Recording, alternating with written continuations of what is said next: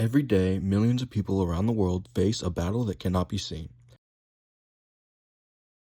It's called post-traumatic stress disorder, or PTSD for short, a psychological condition that reshapes the way a person thinks, feels, and interacts with the world. What causes PTSD? PTSD doesn't come from just one type of experience. It develops after someone is exposed to traumatic or intensely stressful events, combat, violence, accidents, disasters, or situations involving deep moral conflict. In a study of Swedish veterans, researchers found that soldiers exposed to heavy combat and morally challenging situations had a much higher chance of developing PTSD.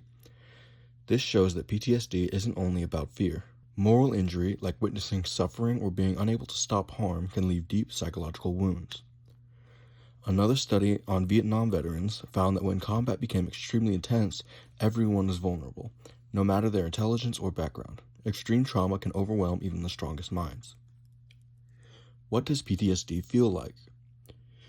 PTSD often reveals itself through re-experiencing. Vivid flashbacks, intrusive thoughts, or nightmares that make the trauma feel as if it's happening all over again. A smell, a sound, or a place can trigger these moments instantly. Even literature has captured the suffering. In Rudyard Kipling's poem Boots, the repetitive line, "boots, boots, boots," mirrors the relentless mental march of traumatic memories, a glimpse into the psychological trap many with PTSD experience. PTSD changes in the brain.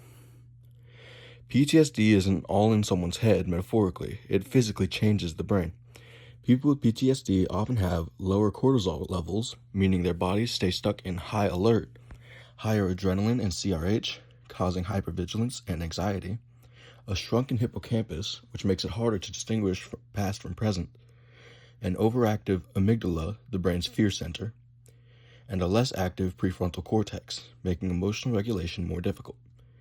These neurological changes reinforce the cycle of fear, stress, and overwhelming memories. Is there hope? Absolutely.